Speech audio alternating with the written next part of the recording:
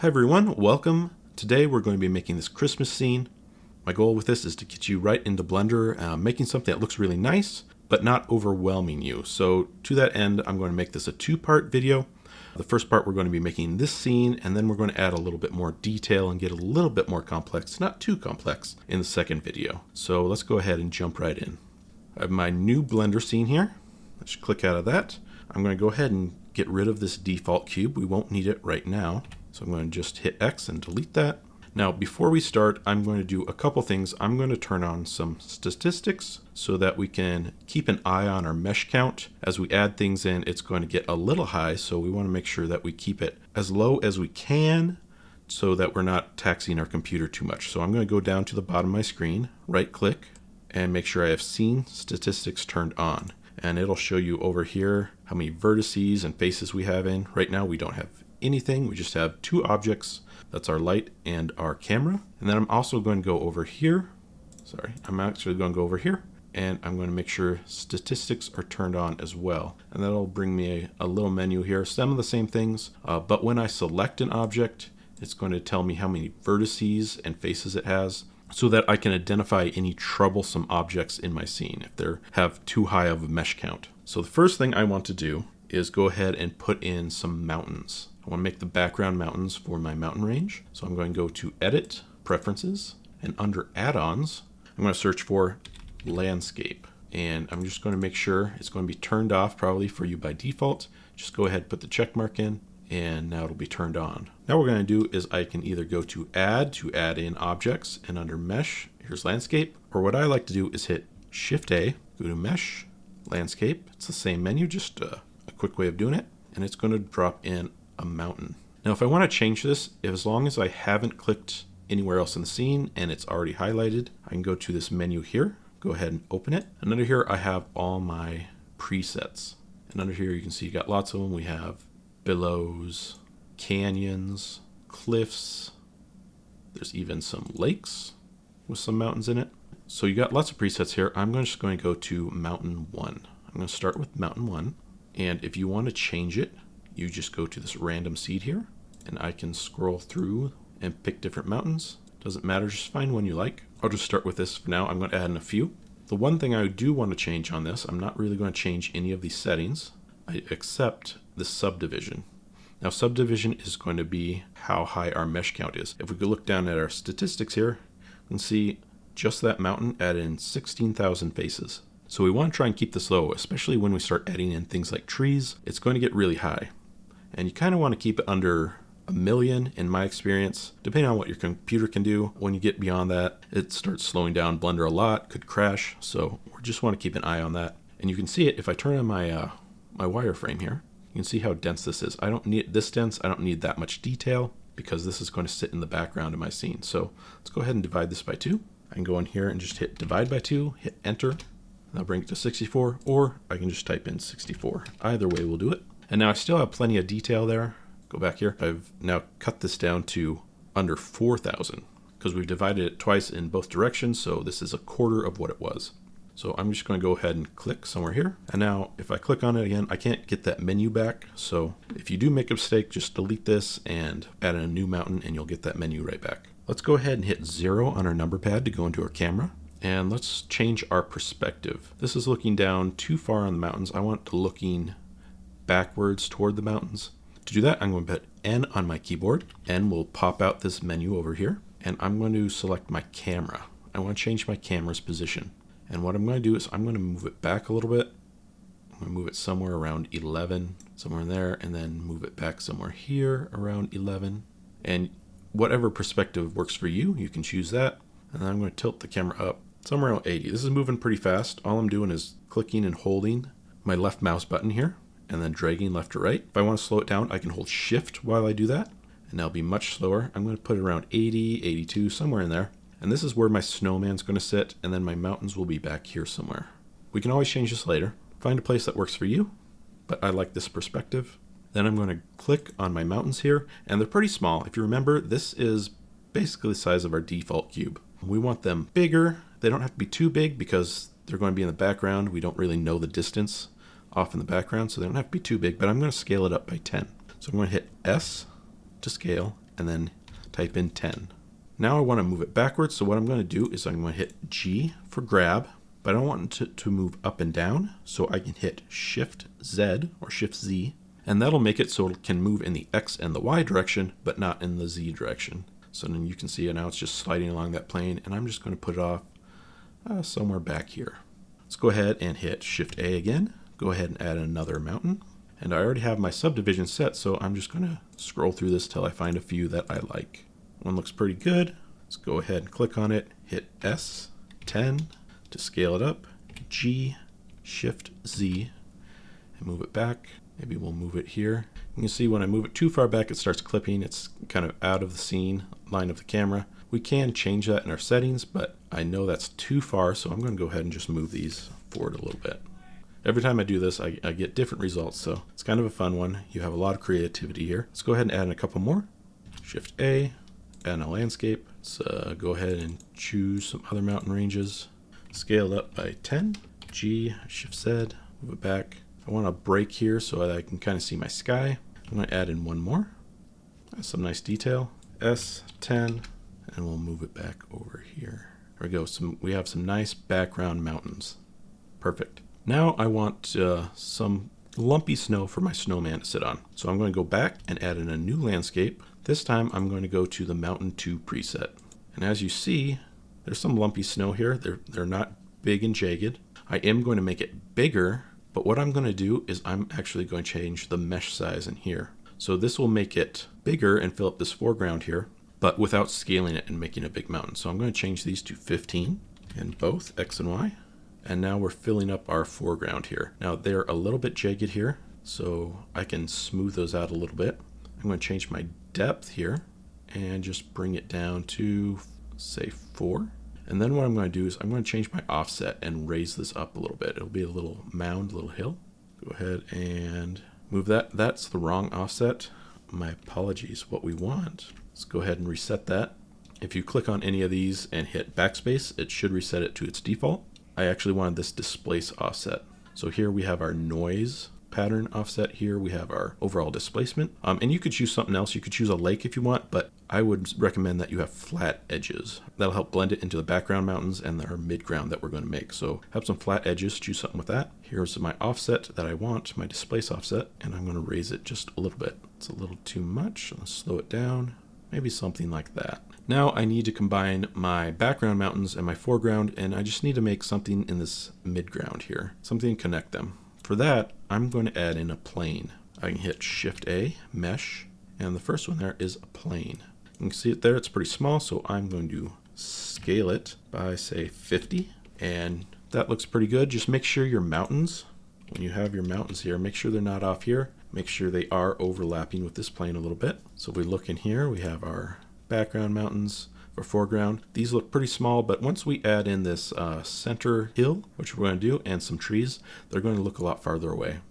So what I'm going to do to make my hill is I'm going to use a modifier on this plane. If I come over here to this little wrench looking icon, it's my modifiers tab, and we can do all sorts of cool things with modifiers. I'm going to add a modifier. I'm going to go to deform with a wave. And you see, basically nothing happened, except that it moved up a little bit. What's the reason for that? Well, the reason that it didn't make a wave pattern on this is we don't have enough geometry. I go to my wireframe here. You can see this has a bunch of faces. These all have a bunch of faces. My plane here has a single face, so there's no geometry for it to actually bend. Let me go back to my solid view here. I'm going to hit Tab when it's selected to go into edit mode, and I'm just going to right click and subdivide. And I'm going to do that a few times until I feel like I have enough geometry. Maybe one more time. All right, now I'm going to back out of that. And now we have this wave pattern. Now keep an eye on your faces. See down here, we're already at 36,000. We're still good, still plenty that Blender can do. It's not slowing down yet. Now there is a problem with this, and we can see these flat faces. That's an easy fix. All you gotta do is right click and go to Shade Smooth. And now Blender will be viewing it as a smooth surface. All right, so now we want to change our wave. It's way too big, it's way too high. So let's start with narrowness. I'm going to move in the narrowness, and I'm going to move this in just until it breaks. See it? See it starting to break on those edges there? I'll move it back make sure it's still smooth. That looks good. And then we're going to make the height a lot smaller. Might hold shift while I do this so that it moves smoothly. And I'm going to go in my camera view. What I want to do is I want to move it up just until it starts obscuring the bottoms of these mountains. If I go my height, bring it down, I want to bring it up till it hides the bottoms of those mountains, because this is going to look like a hill, and then the rest of that's going to go off in the distance. I might even bring it a little bit up so it masks that plane a little bit. Now it is taking away from our center here, but we can change that. If we go under time, we can move it to the offset and we can move it out a bit. So maybe where it's doing that, maybe we bring the height down a little bit more. How is that looking? We want it to cover a little bit of this, but not too much. And we'll just play with it a little bit like that. Maybe shrink it in with that offset. I think that's looking pretty good. So we got our hill there. And I might even, can I bring in the narrowness anymore? I can. I might make this narrower, and let's bring it in. There we go. Somewhere, put that ring somewhere between this and that should look fine. What is this wave modifier actually doing? We're not quite done with it. Wave modifier is actually creating a wave pattern. So if I hit space on my keyboard and let this play, it's actually moving. And we don't want that. We want a hill. We don't want waves. So I'm going to move this back to my first frame. And what I need to do is just click on this and click apply. Now it's geometry and not a wave pattern. Okay, this is looking all right, but it doesn't look very good. We can change a lot of that by adding in a sky. So my favorite way to add in a sky, there are a few, but my favorite way and easiest way I think is just to add in a sky material. If we go to our world here, it's this little planet icon, we go to color, we can choose a sky texture. Now it's not going to do anything right off the bat. I'm going to hit N, close this menu here. Up here we have our different views. We have our wireframe, which I showed. This is just our solid object. These last two are going to be what allows us to view the sky. So I click on this one. This is a material preview. Not that great. In fact, you can't see anything. Now it's all white. And then our last one is rendered. So this is views our material. This incorporates lighting into it. There's our sky. Now it could look a lot better actually. Right now, if I go over here to my render settings, I'm in Eevee. Nope, not the Pokemon.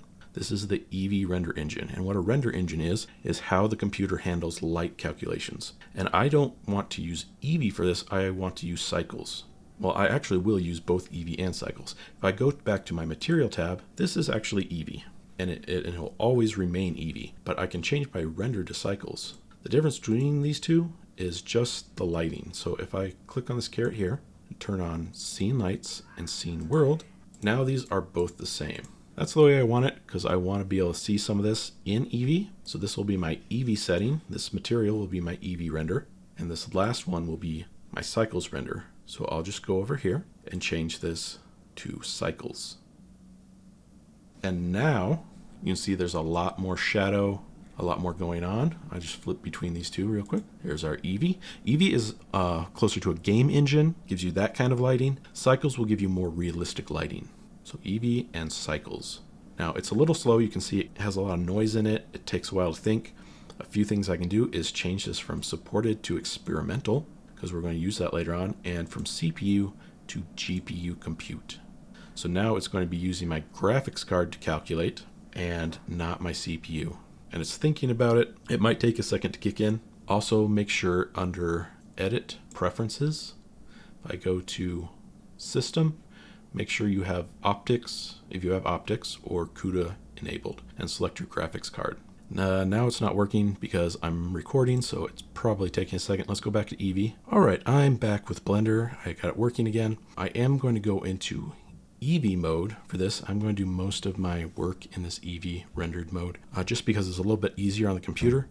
But for our rendered view and just checking lighting, we are going to switch back and forth between the Eevee and cycles so that we can see what it actually looks like. But for now, for doing most of your work, Eevee will work just fine. And if you need to, you can even just go back to solid mode and that'll run even smoother. So now we want to add in a little bit of color, a little bit of life to our scene. It's pretty bland right now. Let's go ahead and add in some trees. So for that, I'm going to go up to Edit, Preferences, and we're going to do a new add-on. And this one is called Sapling Tree Gen. Go ahead and turn that on. All right, now all I need to do is hit Shift A And instead of a mesh object, this is actually going to be a curve object.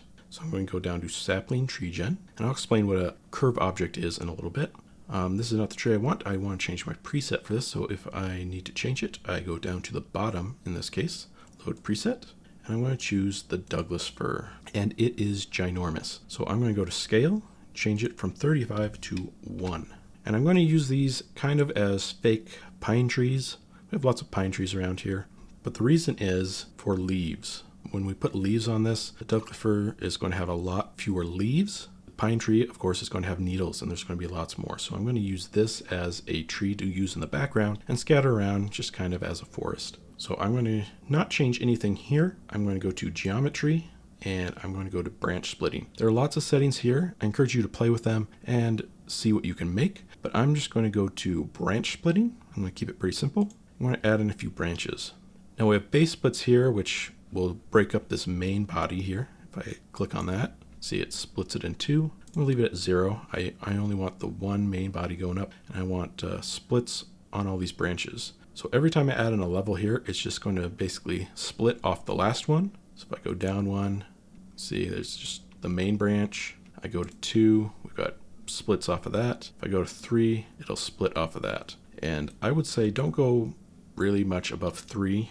3 works pretty good. If we look down on our faces here, we're at 90,000 already. We were at 30,000, and this one tree is adding basically 60,000. So if I move it back one, you can see it drops a whole bunch. Now we're back down to 40,000. Things can get out of control rather quickly if we let it here. So I'm going to keep it at level 3, and then I'm going to turn on leaves. So I'm going to go from branch splitting over to leaves, and I just need to check on show leaves. And we got a bunch of leaves here. It looks pretty full, looks pretty good. But you can see here the base leaf level is 25. On a pine tree, it's 500 because it uses all those little needles. It looks much better, but as you can imagine, it makes this face count go up really, really quickly. So I'm just going to have a nice tree right here in the front, nice pine tree, and the rest I'm just going to make just forest in the background. So this is all I need here. Go ahead and click out of it, and I'm going to duplicate this tree and just shrink it and rotate it to make it look like lots of trees in the background. Now there is one thing I need to change on this tree before I do that. This is a curve object. You can see its property here is a curve. If I go over here, this is a curve object. Now the leaves are actually a mesh object, but this base tree here that we have is a curve. Now the problem with this is if I go to duplicate this and make an instance shouldn't increase my face value because it's just going to say I want this object and at all these different points, but it's going to be the same object. So the benefit is it's not going to be its own object, and it's going to keep my face count the same. If I try and do that right now, you see that? It went up, and that's because this main tree is a curve and not a mesh. So what it's doing is it's actually duplicating these leaves over and over again. Instead of making them an instance, it's making a copy, and it's making its own object, and we don't want to do that. So we need to convert this curve here to a mesh. Well, what's a mesh? As you can see, we have our meshes here. These are all mesh objects. This tree here, let me go into edit mode. This is actually just a bunch of lines with some thickness. So we're going to convert that. So this is handy if you want to make little adjustments here. Kind of a goofy looking tree, make it dance. Woo! But we need to change it to a mesh. So click on your tree, go to object, convert, and make it a mesh. Now this is an actual mesh. And one thing we can do with a mesh, let's go ahead and click on our leaves. I'm going to hit H to hide. The other way you can do it is click over here on this little eye. I'm going to hide it for now. What I can do is I can reduce this mesh count. Right now it's pretty high, but I can reduce it by adding on a modifier. So if I go ahead and click on my wrench here, add modifier, go to generate, go to decimate. And decimate does what you might imagine. Let's go to our wireframe here. If I decrease this, you can see it starts changing my face count, and this starts going down. Now, one thing to know is if I make this too low, let's say an actual decimate, which would be 10%, so 0.1, you can see it's destroyed my branches a little bit because there's not enough geometry there to actually keep the shape that it was in. You can look how ugly that is. If I turn it off, that's what it looks like. Turn it back on. Now this is what it looks like. So I'm going to go to 0.3, and now you can see basically doesn't change my tree at all. But if I look down here, it's removed 30,000 faces. So I'm going to go ahead and apply it. And now I have a much more optimized tree move around the scene. And if I make a copy instead of instance, I can do that and it won't affect me quite as much. Now, one thing I need to do when I duplicate this, let's go to our camera. Let's move this, G, Shift Z, let's move it off to the side here. And maybe I'll lower it down, GZ. One thing I need to do is make sure I grab this tree and the leaves. So if I move this tree, leaves go with it, but the leaves are their own objects, so I can move them and end up with just floating leaves. And I can end up accidentally just duplicating the tree and no leaves. So make sure you click on the tree, Shift click the leaves, and then you can hit Alt D. Shift D will create a copy, Alt D will create an instance. So we're going to use Alt D. So I'll show you Shift D. You can see I duplicated it. Now all my faces went up. Alt D, nothing. It's the same object, and I can scale that and rotate it, but it's the same object, so it won't actually increase my face count. So let's move that back. We'll do some back here. There goes the plane. And now I have a nice little forest, and I can always, maybe click on one or two, delete the leaves from it. So we got some dead trees as well. Maybe move this over here and we can rotate them. I want some opening here so I can see the sky. Make sure I rotate the tree and not the leaves. That's looking pretty nice. Let's go ahead and see it in cycles. Now you can see these mountain peaks. Because we have this hill here, they look a lot further away. And we got this nice hilly landscape with some trees. Looks pretty nice. Obviously, there's one thing we need to change on these trees, and that is the color. They're white right now. I mean, there's snow, but that's probably too much snow. So let's go ahead and add in some color to these trees. What I'm going to do for that is I can either add in a material here. I can click on this tree here, go to this material icon and click new, or the other spot I can do it because I'm going to go here anyway. If I undo that, I can go to shading, to the shading tab, make sure whatever it is you want a material on is selected and hit new. I can hit 0 here to go to my camera view. And this is our material. Right now it's just white, which is fine, but we're going to add a little bit more detail to it. And most materials are actually pretty simple. They can contain a few things, basically a noise texture, so you can get some sort of pattern on something, and a color ramp, which will allow me to put multiple colors on something. So just like adding in a mesh, I can go down here, I can hit Shift A, and then I can search for a color ramp, and then I can hit Shift A again, and I can search for, in this case, just a basic noise texture. There are lots of noise textures in Blender, but I'm going to use the basic noise. And side note, if you end up going on something and you can't find your nodes here, just go ahead and hit the home key on your keyboard. I know it's probably not used a lot, but if I hit that, it'll bring everything back into focus. Same goes for this stuff here. It'll just frame everything in focus. If you ever get lost and can't find your stuff, then that is a way to find it really quickly. So let's go ahead and rename this material. Let's call this bark. It's tree bark, not dog bark. And we'll go ahead and put our factor into here and our color into here. So what this is going to do, this is going to push this noise texture through our colors here, and then these colors are going to be used for our base color. Now, before we get too much further into this, I need to do another add-on, Edit, Preferences, and this is one you should just have on all the time in Blender, and it's called Node Wrangler. And it does a few different things. One of the main ones is let you quickly go between your views here. So I could view my texture just by plugging it into my viewer here, skipping all these. And now I have my noise texture. You won't be able to see it because it's rather large. So if I turn up the scale, then you'll be able to see it, and we'll want to do that. Turn up our scale to 100, maybe 200, somewhere in there. So we get a bark texture. But with Node Wrangler enabled, that's kind of cumbersome to connect these. So if I have that enabled, I can hit Control Shift and left click on whatever I need. And now I can look at my different nodes directly. So that's a pretty handy way to do it. So now we have our noise texture. This is the only thing I'm going to change, by the way. You can change some of these other settings if you want, distortion or something. I'm just going to change the scale, and that's all I'm going to do. Now we have our texture here. It looks kind of like bark, and I'm going to need to choose a couple different colors. So I have these two little arrows here, a white and a black, and I'm just going to change both of them to a couple of colors of brown. So I'm going to click on this black bar here, bring this up so that I can actually see my color wheel. I don't want it black. And brown is basically an orange, but dark. Orange, I'll bring it down, see my color there. Do the same thing with white. Click on the white arrow there, click on this, go orange, maybe a redder orange, and we'll bring that down. We want a couple different colors because we don't want it to be super flat, so maybe I'll go back to this one here and make it a little darker. And maybe we'll make this one a little bit lighter, a lighter brown. maybe into the yellow a little bit, light brown. That probably looks good enough. And one thing I do, this is kind of smeared and blurry all together, is you can bring these closer to make it pop a little bit more. It'll increase the contrast so there's less of a blurry fall off. So we have that, and I might switch them. Might do darker, lighter, more dark on here. And maybe I'll change this color. Now it's looking a little bit like bark. We can do something that makes it look even more like bark, and that is to add in a bump. This is pretty flat right now.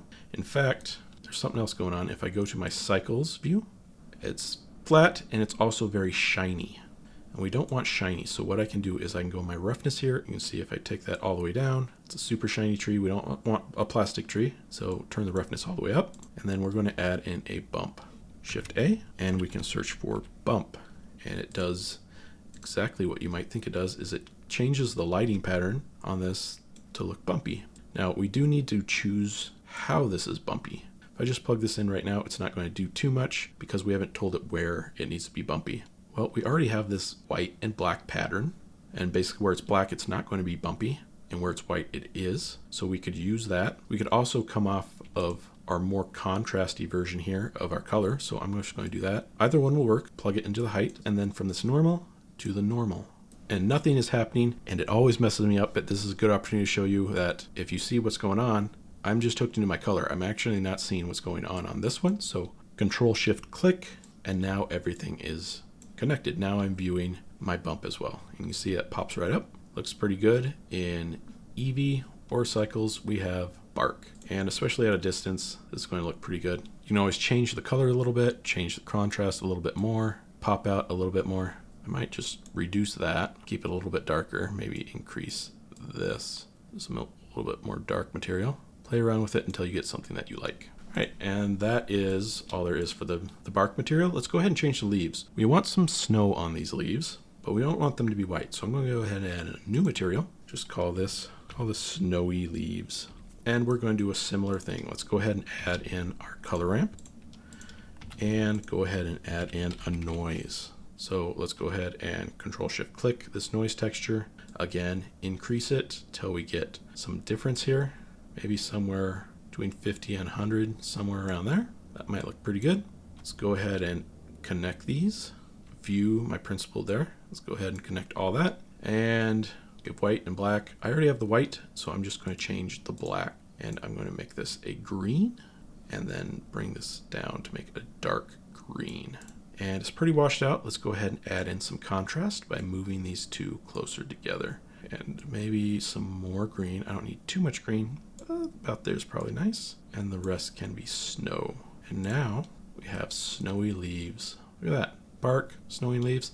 Looking pretty nice. Pretty nice.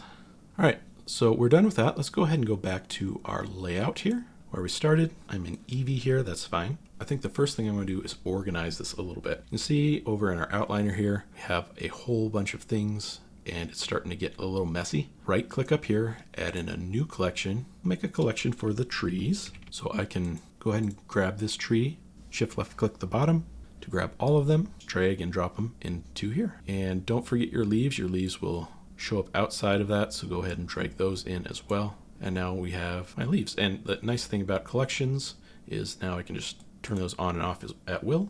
And let's add another one, new collection, and we'll call it mountains. And then again, just grab my landscapes here and move them in. And I don't need that expanded, so I can bring that down. All right, so I'm going to add in one more tree here. Shift A, go to curve, sapling tree gen. And in this case, go back to geometry, load preset. I'm going to do the small pine. Now I forgot to do one thing before I did that, and that's to turn off this collection. You can see it's already in the snow. If I try and make changes to it, this collection is going to turn it back on and off. So let's get rid of that. Let's turn off these collections. I could leave trees on if I need to.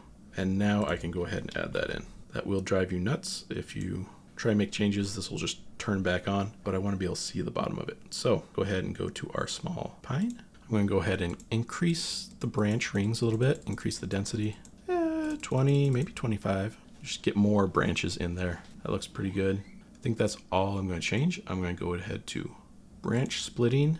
Do I need a third option there? That might look pretty nice. We'll go ahead and go up to 3. And then again, let's go to leaves, show leaves. And you see the default's 500. So it's actually not too bad. And that might be just because these are really basic planes, maybe just a couple points. That looks pretty good. Let's just go ahead and do that. We'll click out of that. Looks nice. G, Shift, Z, and we'll move it off here. I'm going to put my Christmas tree here and my snowman over here. Let's go ahead and turn our mountains back on. G, Z. We'll move this up so it's not sticking out of the snow a little bit more. And then I'm going to go ahead and apply the material. Go over to a material tab. Go ahead and just grab the drop down bark. Now we got bark on it. Let's grab our leaves. Go ahead and grab the background snowy leaves. And what I'm going to do with this is they're a little too white. I want more green. So I'm going to go ahead and click this 2. It'll make a copy of the snowy leaves. So let's go ahead and rename this Snowy Needles, the pine needles. And we can go over to our shading tab. Go ahead and select that. Now we have our snowy needles here, and we can just increase the amount of green. Let's go ahead and see what that looks like. It's not bad. I might reduce the white even a little bit more, a little more green. That looks pretty nice. All right, back to layout. I think that looks pretty good. All right, for the next thing, I don't want this to be all just white snow. So I'm gonna add in a few rocks. So we'll use yet another add-on. So edit, preferences, and this one's going to be extra, add mesh extra objects. This adds in a lot more things than just rocks. If I hit Shift A, go to mesh. This has gears and pipes, but I'm looking for the rock generator. Before I do that, again, let's turn off this mountain. And while I'm at it, I might as well drag my Christmas tree into this tree collection. Again, throw the leaves in there as well. And let's go ahead and add in a rock generator. I might even turn off this plane. There we go. Let's turn off the plane. And this is pretty interesting. You can make rocks. Basically, any setting you change on here will change the shape of the rock. You can see that plane turned on again because I didn't have it deselected before I went into that. So let's go ahead and turn off that plane. Now it won't come on again. Rock generator. You can change anything on here and just get different rock shapes. The one I might suggest doing is detail level. You might get and display detail. So you might get some extra detail out of your rocks by doing that. So there's a rock. Let's just go ahead and go with that. I'm going to hit G, Z. I'm going to bring that up so I don't have to hide it when I bring back in the foreground. Here's another rock. That looks pretty good. You can do multiple rocks at a time. I don't recommend it. I just like doing one at a time. Do that. That works. G, Z. All right. Now I can turn back on my landscape here. And what I'm going to do is I'm just going to add in a simple material. Let's go ahead and go new rock. A rock material can get kind of complicated, so I'm going to leave that for the next video. And we'll make it like a dark gray. And we'll make it a rock. Move these around. G, put them in the snow a little bit. Around the tree. Looks pretty nice. And they need some snow on top of them. For now, we're just using white, right? We're just using white for our material. But we can actually make a snow material inside a Blender, and it's really easy. Let's turn back on our plane here. This is another add-on. So edit, preferences, and we're going to look for snow. And we can do real snow. Now, if I click on an object, I'll just show you right here. Let's go ahead and bring out my menu here, and menu. Now I have real snow. I can just select an object and hit add snow, and it'll put snow on it. And that's pretty cool. One thing I might change though, you might notice that looks a little bit like ice. So I'm going to go ahead and change the roughness to like 0.6. So now it's less shiny, looks less like ice, and looks a little bit more like snow. If I want to control how the snow goes a little bit more, I can go into edit mode. And this actually brings up a point about the rocks that I didn't do. You can see this rock, there's not a whole lot of faces here. That's because it has a bunch of modifiers on it. And we're going to use this technique for making our snowman. But for the rocks, I'm just going to go ahead and apply all these modifiers. You can see it's doing a subsurface, a couple subsurfaces, and then a bunch of displace modifiers. I'm going to go ahead and apply those.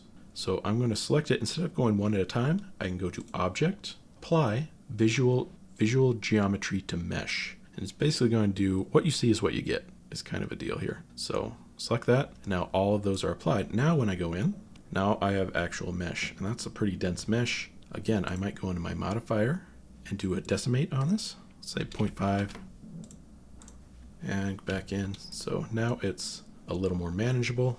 I might go ahead and do the same to this guy here. Apply, add on a modifier, decimate it. 75, apply. All right, so I go into my rock here, and if I want to just select how I want the snow to go, I can probably go to my circle select here. That way I can just kind of paint where I want to go. And I'm also going to do this X-ray. And if you remember, if you watch my first video, X-ray allows me to select stuff on the back face as well. So if I select stuff here, it's grabbing on the other side as well. And if I need to add to this, I can hold Shift and then paint some more. And I can put on the snow how I want. Go ahead and do a bunch of that. However you would like the snow to be on here. And then I can go out of edit mode, and before I add snow, click selected faces, and then I'll only add it to the ones you selected. So that's a cool way to select the snow. And since we've created this snow, we actually have a snow material. So if I click on my ground here, I can go to my materials, and you see we actually have a created snow material. Select that, there we go, we have snow. This accidentally created two snow materials. So I think I actually want to do this snow 01 that we made changes to. There we go, looks a little bit less wet. Let's look at it in cycles. And now I need to figure out why it's broken. All right, well this bug didn't pop up before, but there is a bug in Blender. Lo and behold, the reason this looks terrible is if we go over to our shading tab here, there's just one setting that makes this black. And that's because the subsurface is set to skin. This obviously isn't skin. All we need to do is change it to random walk, and it is fixed in cycles. So make that adjustment if it turns out black, and that should fix it right up. And now we have snow material everywhere. I don't need to use it probably in the background here because this is in the distance. The mountains probably looks fine, but in the foreground here, looks pretty nice. Now I will show you another way to make a even better snow material. That'll be in the next video. Finally, let's go ahead and add in our snowman. We're going back to EV mode, and I'm going to add in Shift A. I'm just going to use a cube. Now that might seem kind of odd, but I'll show you here in a second. I'm going to lift that up. What we're going to do with this is we're going to do what's called box modeling. Just like these rocks were made with a bunch of modifiers, it's much easier to control a few faces and manipulate this than it would be to, say, this kind of dense mesh. That would be really ugly and really hard to move and sculpt. It's much easier to just use a cube and some modifiers. So I'm going to select the cube, go to my modifiers, add modifier, and we're just going to use one. It's called a subdivision surface.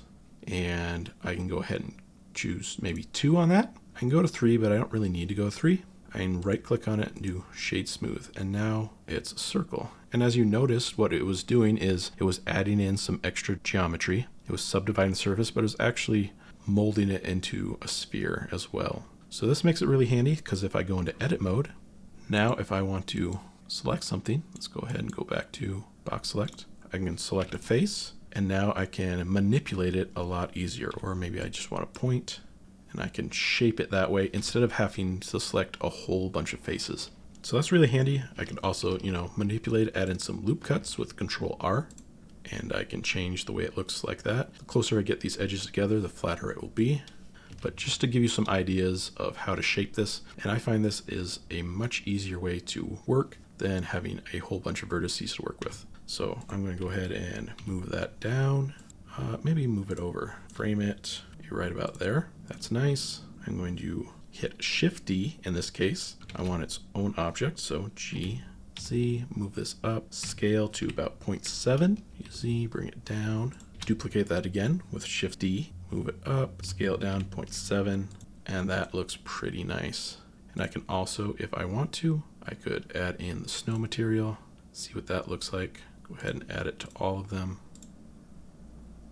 And we got some snow. And it's looking a little bit jagged around the edges, so if I need to, I could move this up to 3 and round it out a little bit, but I don't want to get too carried away right now. When I add some extra detail to the shader in the next video, it will make it change a little bit, so I don't really have to do that right now. I'm not going to worry about it. So now we need to add in some pieces for the face. And I could make some rocks or some other stuff to do there, but I already have these rocks, so I might as well use them again. So I'm going to hit Alt D to make an instance of this, and what I can do is I can go here, turn on snapping, and do face project, and I will scale this down to like 0.1, And then I'm going to move it, and if I have that face snapping on, you can see it puts it right on the face. So I will go ahead and maybe make this even a little bit smaller. Scale it down. Alt-D, move another one over, rotate it probably, so it looks a little bit different. Alt-D, move it down, maybe scale it. Alt-D, I like to do 5. That's pretty good, and rotate a few of these. Look a little bit different. If I need to adjust them further, I can turn off snapping. Remember to do that. Maybe it's too far in or something, and then I can just, move it around, move it on the X, Y, or Z. Have it sink in a little bit more. Rotate it. That looks pretty nice. Go ahead and do some buttons. Alt-D, and go ahead and turn on snapping again, so it goes on the surface. Alt-D. Scale it up. And if I need to add in some more variation, I could always grab in this extra rock here. Alt-D. Scale it down a ton. Make sure you are far away when you hit S. That'll give you a little more control. And there we go. We have our snowman. Now, arms. Now, we could go on, apply this modifier, and try and extrude arms out of this. But you know what? We already have these nice trees here. We might as well just use our sapling generator again. So I'm going to go ahead and do that. Go ahead and add in our sapling gen. And I could just use this one. So for this, let's go back to our branch splitting. Let's move our trunk height up right toward the end. Our split height, move that up. Let's move our levels down. 2. Let's look on 1 and 2. I think I like that. Let's go ahead and do that. We can move our branch, our split height down just a little bit. Now we have too many branches on the end here. That's okay. We can reduce that. It's got a few branches there, and that might work pretty nice. Let's go ahead and put our split height up some more. That works well. Of course, scale it, and we will do another one as well. Go ahead and base down to 0, move that to 1, maybe 2. Let's go ahead and see what that looks like. And then our split height, bring our split height up. Play with it until you get it somewhere where you want it. But that is going to be good enough for me. And again, these branches are way back there because I forgot to turn off this face snapping. I'm going to leave it on for a second, move them here so they're roughly in the right location, then turn it off. All right, so we can change angle. We can move these around until we just get it into a spot that we like it. I can always, of course, scale them. Let's go ahead and add in our material, our bark. See how that's looking. Let's go into our camera mode. That's looking pretty nice. Pretty nice. Okay. One last thing we need to do, the most important part, we forgot the nose. Back to Eevee. Let's go ahead and for this, you know what? I'm just going to reuse one of these guys. So let me show you this. Let's just do a Shift D. We're going to go ahead and put it on the face. Turn on snapping on the face. Scale it down. Scale it down. Go. G. Let's move that there. Get our camera view. Make sure that we have this centered mostly. All right. Then we're going to go to edit mode. Turn off snapping. We don't need that. And we might hit A to select everything. Maybe rotate it on the Z till it looks like it's pointing out the right way. And then we can hit E to extrude, S to scale, E to extrude, S to scale down, again E to extrude, S to scale maybe toward a point. That's a pretty big carrot, so I might scale that down. And then what I can do is I can add in some loop cuts. Control R to add in a loop cut, and you click, and then you can place it. Then with an edge selected, Alt left click to grab a loop, and then scale that down. And then do the same over here. And there we go. And now I'm just going to give it a basic material. Let's go ahead and add a new one. I don't need that, so I can get rid of that. This is a new material, carrot. And for now, we'll just leave it orange and maybe increase the roughness. And there is our snowman. Now, the coup de grace, the final step that we need to do here is to render this. And to render it, we're going to make a few adjustments. Because these sample sizes are really, really big, it'll take a long time. It's just a single image, so you could just leave it. But I'm just going to go ahead and divide it by 8. And then I will make this 0.05. This denoiser will take a long time, and you don't really need it that low for your first image. We'll just keep it simple. And then you go up to here to render image. and you can see it's trying to denoise it. It's going through the samples. This will take a little bit of time. All right, now it's rendered, and you can see it took a little over 30 seconds to do that. And now to save it, because we've rendered it, but we haven't actually saved it, go to Image, Save As, and then just choose a place to save it. And you have made your first project. I hope you had a good time learning this. Thank you for watching. Go do some dabbling of your own. Merry Christmas, and we'll see you in the next one.